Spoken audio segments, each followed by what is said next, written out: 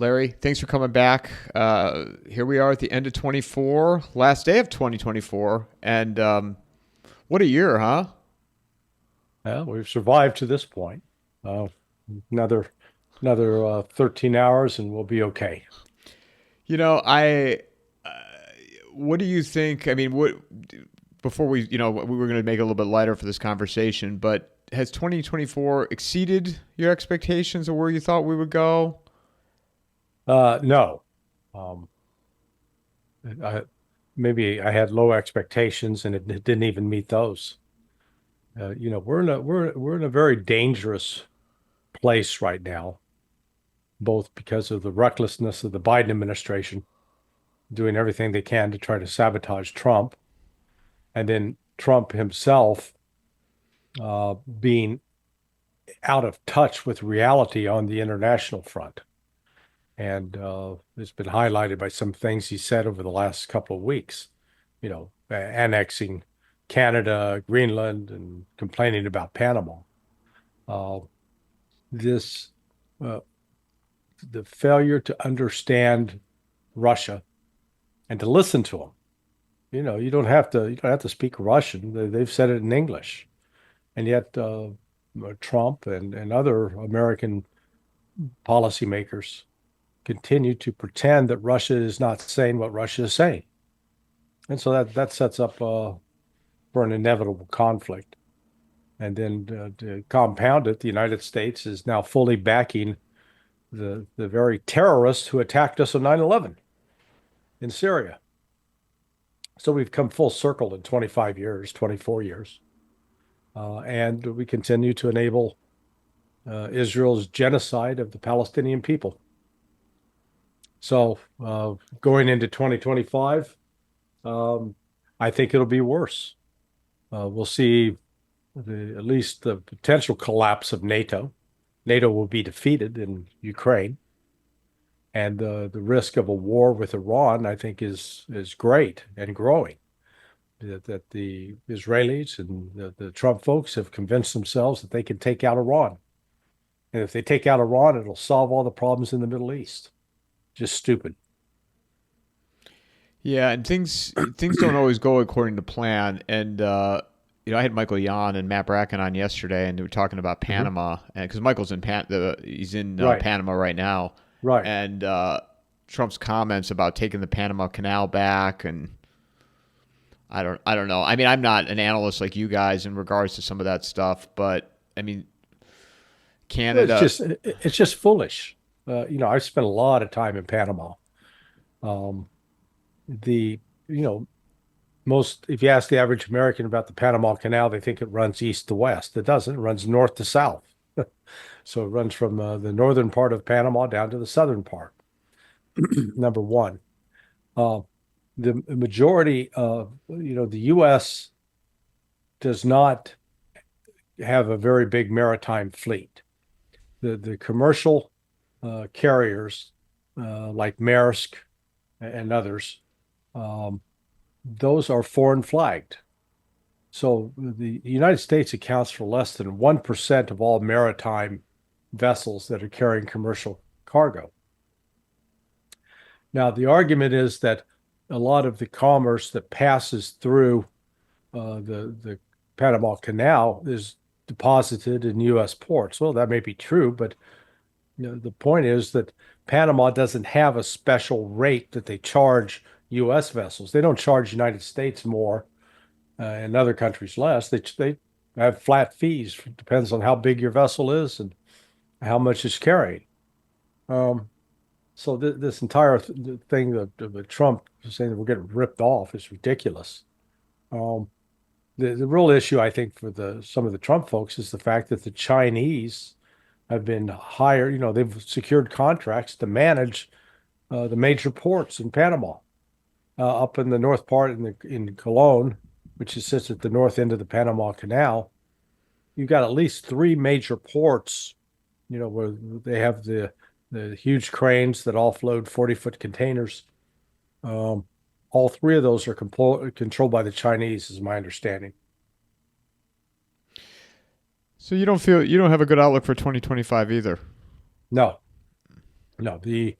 Um, the odds that the United States will do something stupid and uh, particularly engaging um, Iran in a war is going to, I think, potentially lead to the United States to experiencing its first major defeat. Yeah, I I think no matter I can't not to sit here and make predictions, but it's going to be very entertaining on what occurs. It's I mean even just the last couple of days with this whole Elon Musk and exchange with the HB1 visas. Yeah. I mean unbelievable, right? Like the fact that he had a meltdown and just went on the war path and was silencing people on X. Yeah, he needs to chill. But having being wealthy and successful doesn't necessarily mean that you're going to have your emotions properly in check. Yeah, as I said, there's going to be the unexpected. I still think that there's significant possibilities. The Democrats are going to try to do something to disrupt Trump's inauguration. Something on the day maybe or leading up to. Before, whether declaring a medical emergency, creating some conflict overseas, who knows? But they're not looking to do a peaceful transition of power, that's for sure. Yeah, somebody had said to me, they're like, you should go to the inauguration. I wouldn't go anywhere near. Would you go to that? Something near anything like that? I've done it once. Um, I went to the Reagan inauguration back in 1981. Once is enough. Thoughts on Jimmy I've Carter? been to the Indianapolis 500 too. You know, the only way, I've done that once. Um, if you're going to go to the inauguration, if you really want to enjoy it, you need to get seats up on the dais, sitting there right beside the president. So I'm not hooked up in that way, so I don't get those connections, and so I don't get to go. Yeah, the crowds and the people and the parking and just I couldn't even imagine to get in proximity where you'd be watching it on a screen anyway. You just better off watching it from home. And it's wintertime. It's not, depends on the year. Some years, I guess, see, what was it, 1984? The second Reagan inauguration in 84 was pretty brutal. Or I guess that was 80. It was January of 85. No, was it? Yeah, it was January 85. They had to cancel because the weather was so bad, so much snow, so cold. Um, in some years it gets rain. Some years, you got decent temperatures. What are your thoughts on Jimmy Carter's passing? I wrote about it last night at sonar21.com. Carter's was a failed foreign policy, and his foreign policies really set the stage for what we're experiencing today. Um, the biggest problem was he hired Zbigniew Brzezinski, Mika Brzezinski's dad. And Brzezinski is a Pole. And he was more loyal to Poland than he was to the United States. And he hated the Soviets with a passion. So, when the Soviet Union invaded Afghanistan in December of 1979, it was always portrayed at the time as this was an unprovoked Soviet aggression. This is part of those commies trying to take over the world kind of thing. Well, we only subsequently discovered that, in fact, the United States, under Zbigniew Brzezinski, with Carter signing off on it, launched a covert action in July of 1979, where we were supplying weapons and funding to the Islamic extremists. The very same people who attacked us on 9/11. Yeah, that's who we're giving money and weapons to. And in order to do what? To destabilize the government of Afghanistan, which started happening, which is why the Soviets then went into Afghanistan to try to stabilize it. So you had Carter doing that. The antagonism towards the Soviet Union at the time was just unprecedented. We went after them hard as well on the Olympics. Um, and if you recall, it was in the 1980 Winter Olympics, I think it was February, that you know, the United States, yeah, how does that work? The miracle, because I thought, oh, we boycotted the Summer Olympics. I guess the Winter Olympics went ahead. Um, but because you remember we had the miracle on ice where the U.S. beat the Soviets. That was in Uh, Ithaca, I think, right? yeah. Um, but then, Carter, his policies on towards Iran as well. He oversaw the end of the Shah's regime, the rise of the Ayatollah Khomeini, uh, and he signed off on a plan to try to rescue the hostages, which ended in a debacle in the desert of Iran. What's interesting is he apparently cut out the Secretary of State, was completely excluded from the decision making on that. And even though Carter, after he left the presidency, I give him credit for he didn't try to cash in like Barack Obama and Bill Clinton and George W. Bush. Um, he lived a pretty modest life compared. He wasn't buying properties in Hawaii and then in New York on Long Island, um, in the Hamptons. Uh, but and then he talked strongly about Palestinian rights. He did achieve the Camp David Accords, ending the war between Israel and Egypt, but he really didn't do anything for the Palestinians. And again, after he left the presidency, he talked a good game about, oh yeah, it's an apartheid state, it's awful, but he didn't do anything for him while he was president. So, Carter's foreign policy was a bit of a bust.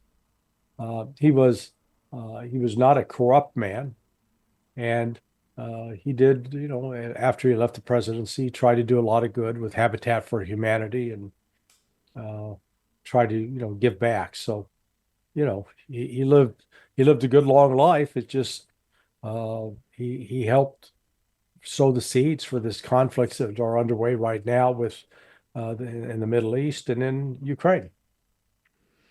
And even domestically, I think he was the one that did the Community Reinvestment Act, right? With the whole that was the pioneer for the housing crisis. Right, right. Yeah, it. What is it? If you just get rid of people, like in Syria, just get rid of Assad, all the problems go away. Get rid of Gaddafi in Libya, all the problems go away. Hey, get rid of the Shah. It'll all go away. It's just we never learn. It doesn't eliminate taking people out through coups or whatever just doesn't solve the problems. These are deeply embedded political issues, and usually we're acting out of so much ignorance.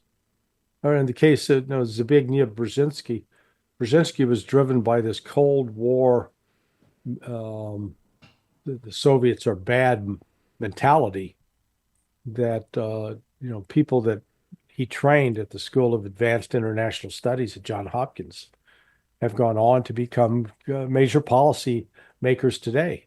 So the Brzezinski ideas and perceptions of Russia as if it's the former Soviet Union persist.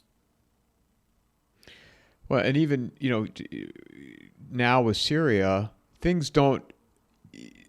A gas pipeline that might not go according to the way they think it's going to go. Because one thing about these people, and you know this better than I do, but Yeah. my short time following this, they're born into war. They don't just give up. Well, they remember, they're not like all, the United States is like an Alzheimer's patient. We can't remember where we put our car keys. Um, the folks in places like Syria, Iraq, Iran, they have memory, and memory goes back a long ways, and they hold grudges in ways that the Americans don't. Um, and it was, uh, what has happened in Syria by removing Assad. It has eliminated any hope of any kind of central control. And we're going to be looking at unmitigated chaos. And out of that chaos, there's going to be, more, quote, terrorism, the attacks carried out on civilian targets in Israel, in Jordan, in Iraq, in Turkey. Nobody's in control now. Yeah, and you haven't even heard much about Syria really in the Right. last. It's drones and Elon and H-1B is what's Yeah. dominating the news headlines right now. Yeah. No, we just like, I come back to our short attention span. People in this country, they've taken it for granted in the United States for so long. I mean, I was talking to somebody personally yesterday, and when I was out, and just have no idea, Larry. I mean, and I was even referencing my conversation with Kavork Almasian, talking about how Hmm. he had to get his Yeah. parents out of Syria. And this woman was just complaining about, having to move her yoga mat in class. And I was like, okay, I don't think that's a big deal. I go, and I literally referenced my conversation with Kavork. And she's like, well, when you put it that way, but, if it's the same person that comes in late all the time and I have to move, and I'm like, yeah, you just don't get it. It's people like you that just don't get it. Yeah. Yeah. No, this is, um, Americans are largely ignorant of the world. Hell, we're ignorant of our own country. Um, if you ask the average American to name their senators, uh, to name their particular representative in Congress, to name their state legislators, they'd be hard pressed to do so. Identify the state capital. Good God. So, wanting to know where the country of Georgia is, or Romania, or what the ethnic makeup of Syria is, forget about it. They can't even move their yoga mat, Larry. That's Yeah. more important than me sharing that story. And the woman agreed with me, but then had to counter with, "Well, if it's the same person, I have to like every time is late." And I'm like, "Yeah, you just don't get it. You don't get it. That's what's important to you." Yeah.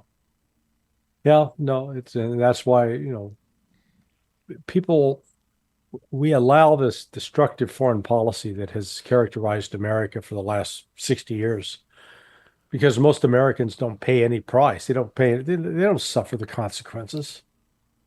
And so, if there's not any pain associated with it, you keep doing it. They go back to their lattes and their Netflix. Yeah. Yeah. It's easy to, you know, go to your live stream, figure out what's going on there. So I wanted to take some time. It's I think I'm gonna start doing this every year at the end of the year, just doing just talking about movies and lighting things up. Even though we spent a little bit of time talking, what's going on in the world, but Tom Luongo and I started it because some of our previous conversations we would kick off with like John Carpenter movies, or I mean, and I can't go toe to toe with him. He does audiobooks of movies for Christ's sake. I mean, Yeah. I Yeah. can't even try to go toe to toe. But so him and I did a 2 hour one, and Pete Canonis and I were talking about movies, and Pete and I were talking about, and I know you have a love of movies. Pete was talking about Sicario 1 and 2, which do you see both of those? Yeah. And how with the child trafficking and human trafficking and the cartels and those movies, the original one I think it's almost 10 years old now, but it has more meaning to me, has more impact watching it than maybe when it came out. Yeah. Yeah. Well, that was Taylor Sheridan, sort of his pre-Yellowstone days. Um, and uh, I think they actually had some real live Delta Force operators, at least in the first Sicario, uh, as actors, but they were the real deal. Um, the whole issue of drug trafficking and the narcotics industry in the United States, it, it'd be easy to solve if we'd simply go after the money. And The reason we don't do it is because so many of U.S. corporations are compromised, where they're either buying or selling to drug traffickers and happily taking the proceeds of drug traffickers to put into their own corporate bottom lines. I was involved, my consulting firm, Berg Associates, there were just three of us at the time, myself, Bob Nieves, John Moynihan. We did a civil racketeering case. Our clients were the governors of Colombia and the European Union. And it was a civil racketeering case against major tobacco companies. The first one to settle was Philip Morris. And what they were doing was they were actively, knowingly selling their master cases of cigarettes to the drug cartels and taking the drug money themselves. We had Philip Morris executives would fly into Venezuela and place near a place called Barquisimeto. They then crossed the border. So this is in the north, the sort of the northwest corner of Venezuela, or the northeast corner of Panama, of Colombia, excuse me. And they'd drive to a city, little town called Maicao. And in Maicao, they met with a Colombian senator who was known in Colombia as the Marlboro Man, a little fat guy, Santander Lopez Sierra, aka Santa. Santa is reportedly killed at least 24 people. He was corrupt, and he was, like I said, he looked like a watermelon with feet. But he was the major controller of. He'd sell between the narcotics industry and Philip Morris. And the Philip Morris executives went in there. They picked up actually bags of cash, third-party checks, and the U.S. postal money orders, which U.S. postal money orders are not supposed to be outside the United States, but here they were in Colombia. So, the Philip Morris went back and deposited it. Philip Morris settled with the European Union for $1.5 billion, which sounds like a lot of money, and it would be a great lotto win for you or me. But that was just 1 week of cash flow for the tobacco industry. They basically wiped their ass with it. So my point is the problems with narcotics trafficking are deeply embedded in our corporations and our banks, and because they make money off of it. And as long as they're making money, they don't want to give it up. How accurate were those two movies in depicting what it was, as much of a movie can do? Oh, if you're looking for accuracy, you got to watch the HBO series The Wire, which came out about 25 years ago now. Fantastic, because it really explores the drug trade in Baltimore and how the police work and how they work with feds. Really, I think it's the best thing that's ever been done about how the narcotics industry works, and how it corrupts neighborhoods, societies. It's that's important. Sicario was just it was great entertainment built around it was built around some partial reality, but the whole the story of Sicario 1 is basically the United States was trying to figure out a way who to put in charge of the narcotics industry out of Colombia or Mexico at the time, I guess it was. Um, because the guy who was brought in to be sort of the enforcer for the FBI, Medellin, he had scores to settle with the Mexican drug cartel. At the end, shoots their family. The brutality of it, yeah, that's accurate. What other any other movies you've been watching? Go to stuff right now with the You, you holidays? know, I well, my my holiday list usually includes um, Christmas Vacation with Chevy Chase. Uh, that's a must watch. Uh, Scrooge, the musical from 1972 with Albert Finney uh, and Alec Guinness. Uh, Porter Guinness hated making the movie, but I think it's a great movie, great musical. Um, then It's a Wonderful Life, and then Home Alone, and then actually you get to what can be arguably Christmas movies or not, uh, the Love Actually and Die Hard. So I love Die Hard. It in 1990 it had been it was 92. in '82. Yeah. Well, in 1992 though, George H.W. came to my hometown in Strongsville, and Bruce Willis came with him.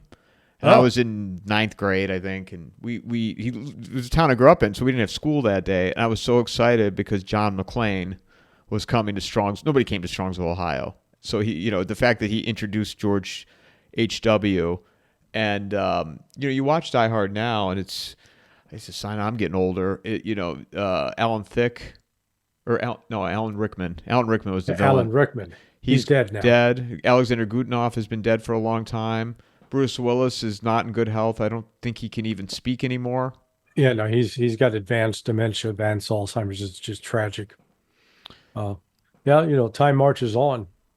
Um, but they, you know, they created something that's been iconic, and it's lasted, and people will watch it over and over and over.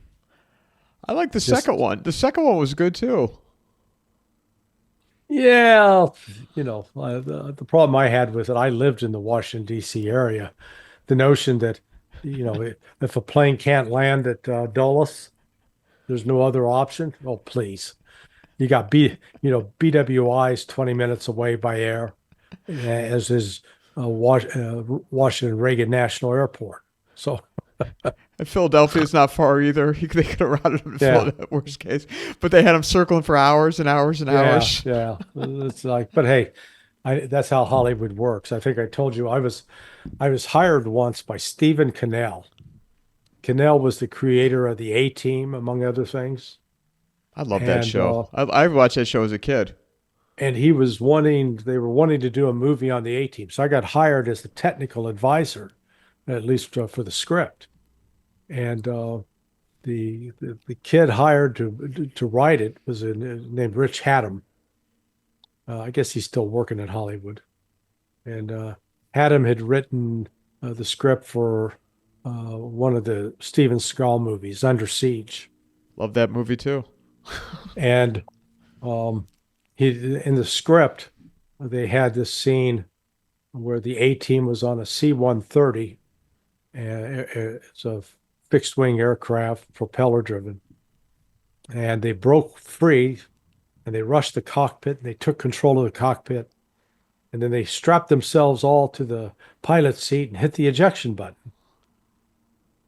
And so I said, well, that's an entertaining scene, except the C-130 it's a hard shell aircraft. It doesn't have a canopy that blows away so that you could jettison from it as you described in the script.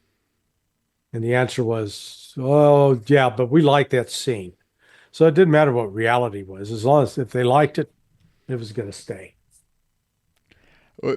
So, what year was that you were hired by them? It was like 95, 96. God, I remember when I was a kid watching that show, and there was, I mean, it was so over the top. But they had one episode where they had to go back to Vietnam to rescue the POWs, and Mr. T had his gold on as he's running through the jungle. Yeah.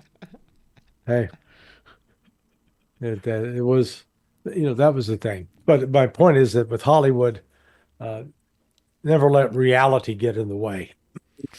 But back then too, you had those '80s shows. It was kind of, I'm guessing, trickle down from the movies because you had those over the top Schwarzenegger and Stallone, and it's Pete knows what I would talk. He's like, man, I love Commando when I was a kid. I'm like, I know that movie was fantastic. Yeah, I didn't get into that. None of I that mean, it stuff, was, not the Rambo or any yeah, I Schwarz. watched, again, Rambo was more, it was the reaction to Vietnam, the fact that the United States had trouble getting over the fact that we got beat in Vietnam. So we kept making excuses that, the reason we lost in Vietnam is we were undermined at home, stabbed in the back, that there wasn't the political will to continue the fight. We didn't give enough resources, all that nonsense. No, we got beat, you know, the Vietnamese beat us, and we could never accept that. It took Oliver Stone with his movie Platoon to really come out and start telling giving them really more the reality of what Vietnam was. And then he did the Born on the Fourth of July, right? That gave more of a glimpse or gave a good look on from a soldier standpoint. Yeah. Yeah. No, America, to put it in the crudest terms possible, we fuck our veterans. You know, you ask them to serve, and particularly if they're wounded and have some life-altering wounds such as amputations, paralysis, traumatic brain injury. The United States no longer has your back. Not at all. You're abandoned. You're left to yourself. Um, and I know that in part. I serve on the board of a charity called Combat Soldiers Recovery, and it's a very simple thing. It just we raise money, and then checks are written and given directly to the wounded military personnel that are in the Walter Reed, what used to be called the Bethesda Naval Hospital, because a lot of times if they're in there for long-term recovery, their expenses are not, cleaning supplies, uh, getting, maybe flying their wife or mother into to see them.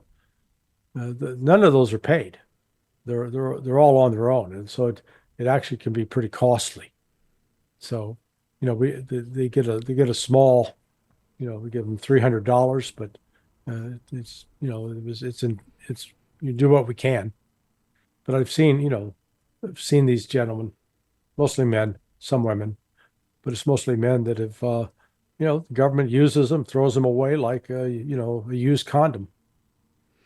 Isn't it amazing, Oliver Stone, being labeled as a crazy for so long, and yet you look now at his body of work of his films. I haven't read his book, but man, I mean, he wasn't wrong about some of this stuff. It appears.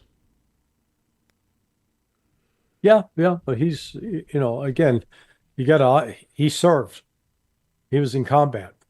So, he's not dealing with this as fantasy. It's reality for him. And you always have to respect that.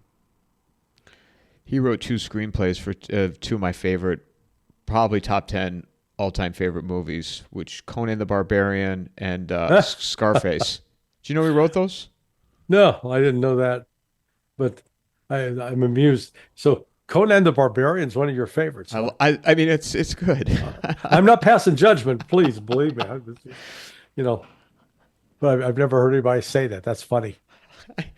I probably why I like Conan the Barbarian, but one of the reasons too, the director John, I'm blanking on his last name. He also did Red Dawn.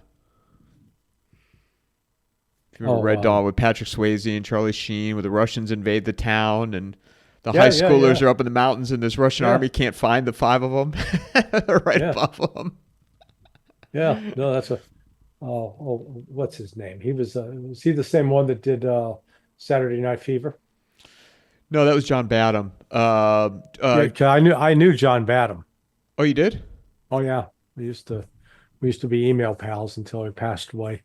Oh, I was going to ask you if he's still alive. He directed War Games. Yeah, War Games, Saturday Night Fever. I Yeah, didn't know. he was really sort of an unappreciated director. He didn't get the kind of recognition that he should have received. Well, he also, another movie he directed, which is one of my, and I can still watch it, is American Flyers. If you ever saw that with Kevin Costner in the cycling movie. Yeah, yeah. It's been a long time since I saw that. John Milius is the name of the director. That Oh did, yeah, Milius. Yes, yes, yes. because his daughter Amanda is very, or she was very active on the political scene. I think she was part of the first Trump administration. But I want to say after Red Dawn, or maybe he did one more movie after that, but then I think his politics kind of pushed him out. And I think he was part of the screenplay for Dirty Harry. Uh, no, let's see. The Dirty Harry. Um, what was Joe's name? So um, he was a writer from Philadelphia, and he actually did Heartbreak Ridge, but never got credit for it. Um, but then he was the script writer. He was the one that coined. I told him he was the greatest script writer ever because he wrote the line that a president with Alzheimer's disease couldn't forget. Because he wrote the line, "Go ahead, make my day." I love that movie. Oh, what was Joe's name? Were you a Clint Uh, Eastwood guy? Are huh? you a Clint Eastwood guy? Yeah, yeah. I think I've seen all the Clint Eastwood movies. I am. Some people were Yeah, telling me Joe Cannon is the guy's name. he's still alive. No, I don't think so. Because if he is, he's well into his 80s now. Yeah, all these guys. I mean, Clint Eastwood is what 93 now. At least 94, something like that. Yeah, it wasn't long ago. I never saw Heartbreak Ridge, but Unforgiven. Mm-hmm. I recently rewatched. Such a good movie. Yeah, no, uh, you go back and watch the spaghetti westerns where Eastwood got his start. You know, Fistful of Dollars for a few dollars more, The Good, the Bad, the Ugly, and then you know he just he developed that whole genre. But then Play Misty for Me. Um, but he's really he's a gifted director. Um, Flag of Our Fathers. Um, the chronicle of the Battle of Iwo Jima and the damage done to the veterans who survived that. Yeah, so Eastwood had a pretty remarkable body of work. Yeah, did you see American Sniper? Yeah, yeah, uh, that's an unfortunate movie because the more we learn about Chris Kyle, the less, they're glorifying somebody who was really a killer and out of control.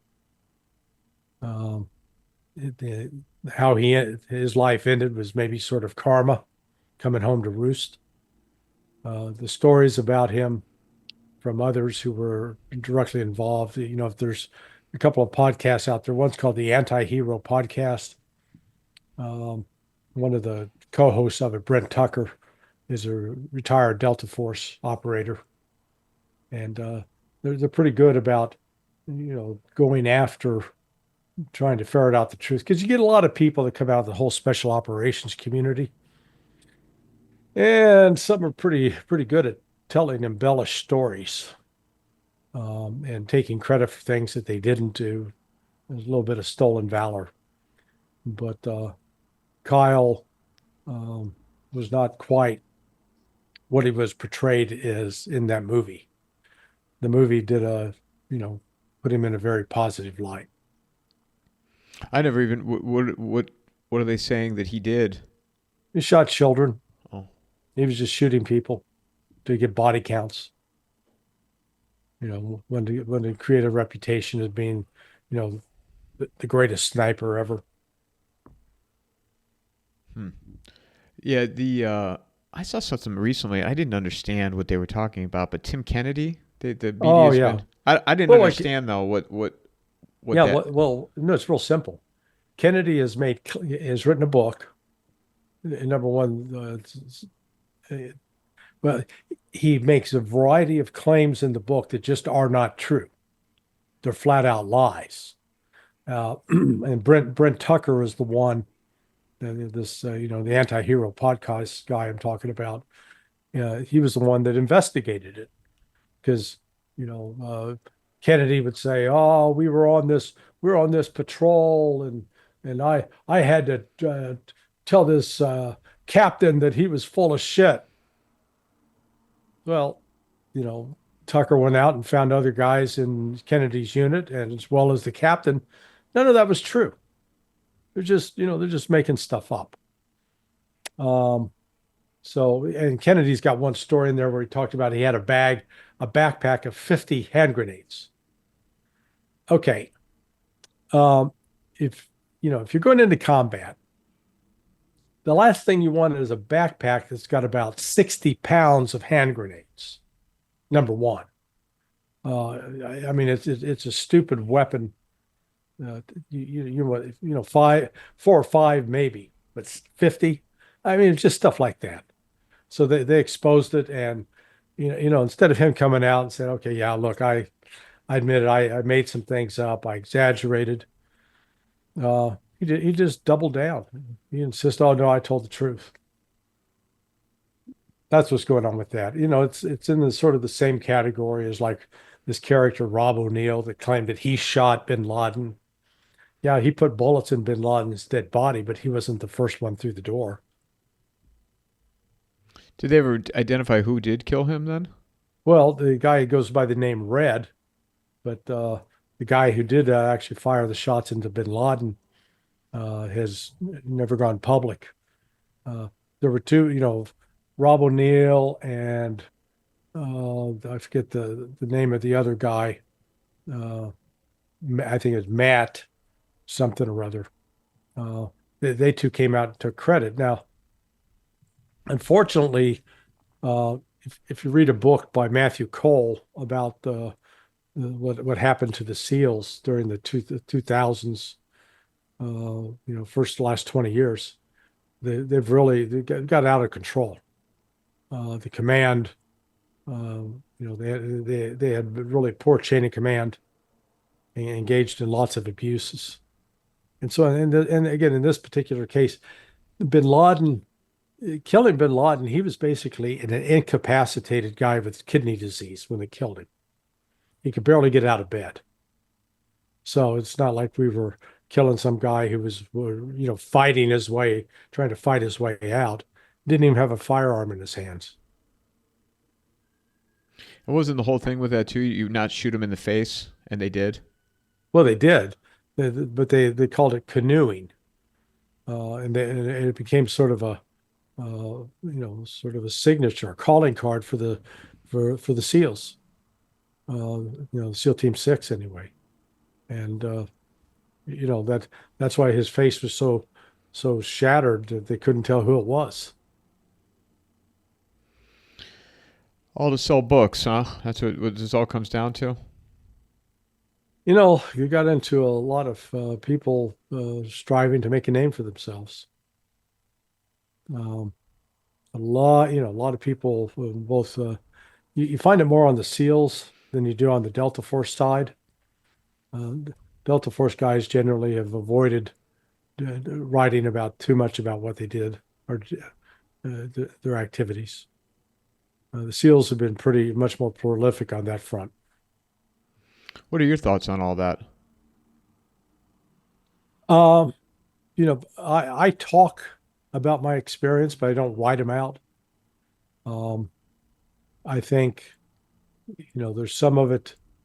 Uh, let's look back on this whole so-called global war on terrorism. And here you had a lot of our special operations guys going into Iraq and into Afghanistan and going into these villages hunting, quote, terrorists, guys that we identified as people who were involved with collecting weapons and trying to organize resistance to our presence. You know what we called those people in North Carolina and in Virginia and in South Carolina during the American Revolution? We called them patriots. You know, the reality which we Americans don't want to realize, come to grips with, is our special operations guys, who are great guys, who are tromping around in these villages and mountains in Afghanistan and in these tribal areas in Iraq. We were just like the goddamn British attacking colonial patriots during the American Revolution. No difference. We had no business being there. And we excused it, but we got to fight them there, so we don't fight them here. And then what do? We turn around and we start arming and equipping them. I mean, really, we are so full of shit with respect to this stuff that it's done entirely to manipulate public opinion. Coming back to Syria for a second, Jelani is now the leader, but yet he's got a $10 million bounty on his head in his country. No longer, man. Not? Did I miss it? Catch up. They took it off. State Department said, they called in Rosanna Dana. Never mind. When did that happen? Emily Littell, I guess that was. Emily Littell on Saturday night. Never mind. We take it back. They took it off? When did that happen? 2 weeks ago. Oh. See, that's why you have me on. I keep track of this stuff. This guy, he had a $10 million bounty and they remove it. Well, number one, he's a Saudi. He's not even a Syrian. So now we got this Saudi mercenary, and most of the guys that are in HTS, Harat Tahrir al-Sham, are not Syrian. They come from Uzbekistan, Turkmenistan, Tajikistan, all the stands, and or other places like Iraq, Afghanistan.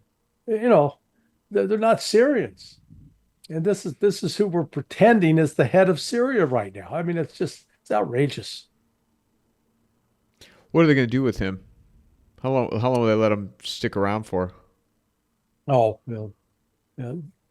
until I don't know, but the point you're making is correct. He's expendable. At some point, he'll become expendable. Remember 3 weeks ago when Assad fell, what was the reaction? Cheering, celebrating, big victory for the United States and Israel, yay! And this is a big defeat for Russia and Iran, big defeat. Okay, how does it look now? Russia's like the guy sitting back. He's got a bag of popcorn just watching, because Turkey has now got, it doesn't have control of HTS by any stretch. And HTS isn't even militarily an effective unit. They're just sort of a front company. But you've got sectarian strife throughout Syria, Sunnis fighting Shias, fighting Alawites. It's a chaotic mess. And then the Turks insisting they're going to destroy the Kurds. And the Kurds aren't sitting back waiting. They're armed up. The Kurdish women in particular are pretty remarkable.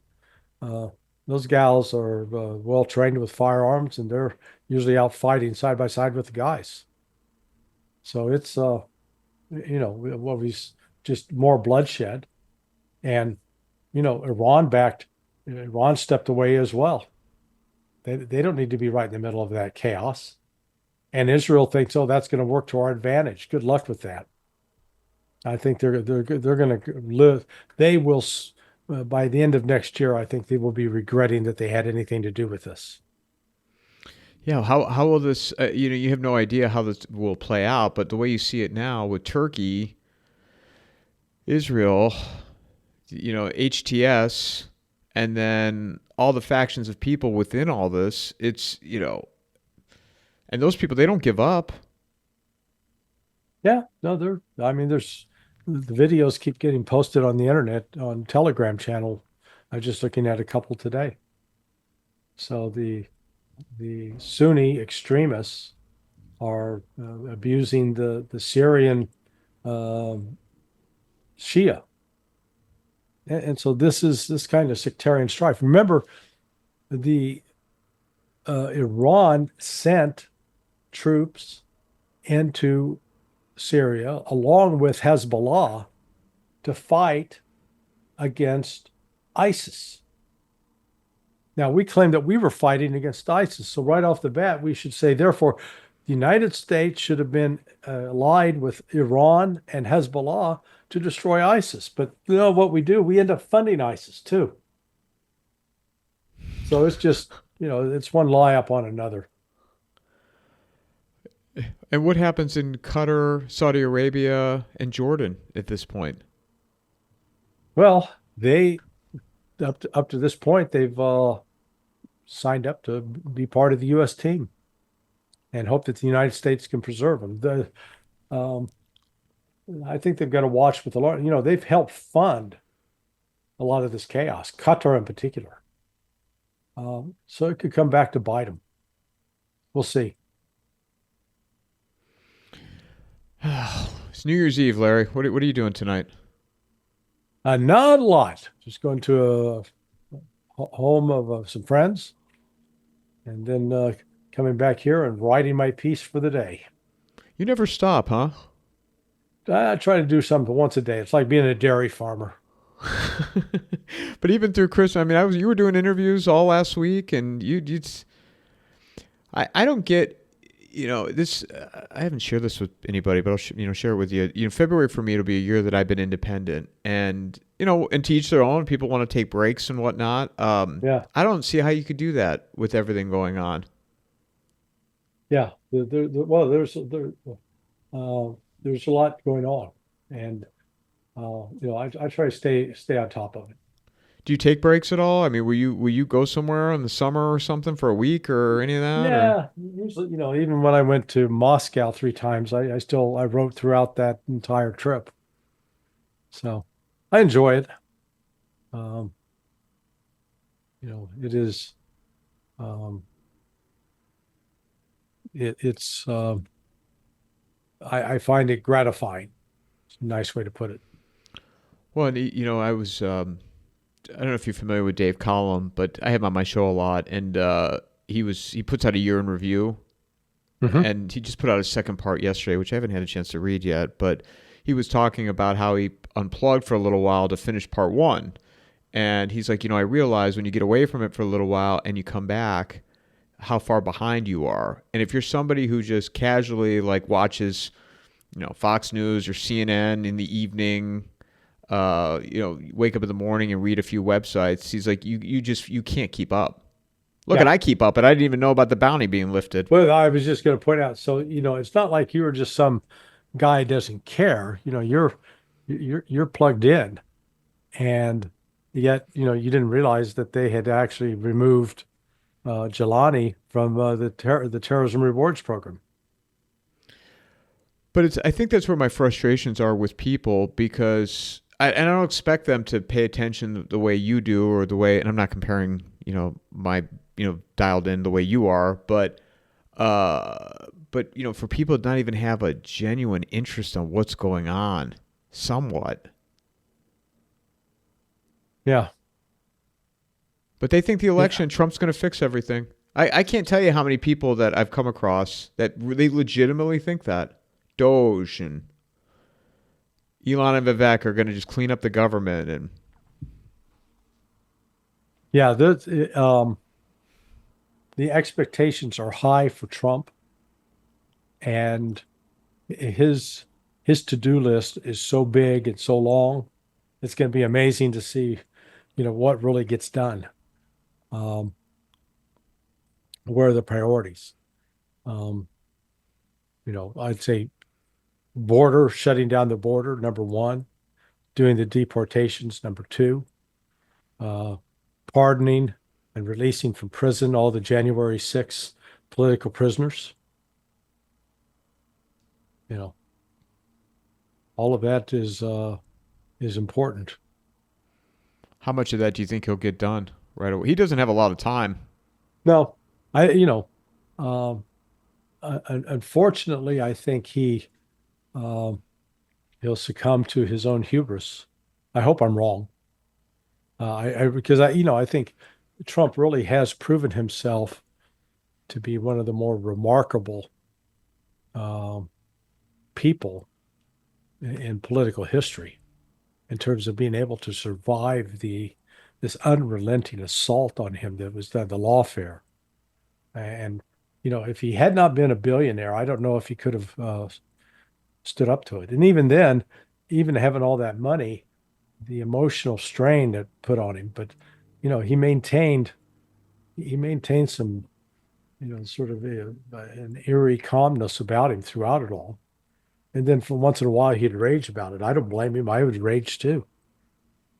Um, so it is, um, I hope both for the sake of the country and for the sake of Trump that he's successful. But part of that success is staying out of war, bring peace back. Let the United States now become an agent of peace in the world, not an agent of destruction. We spent the last 60 years, you know, destroying things, whether it's just from Vietnam through Central America, through Africa, Middle East, Asia, now into Europe. We got to stop. We got to stop interfering in the affairs of other countries. Let other countries do their thing. Let's clean up our own act first.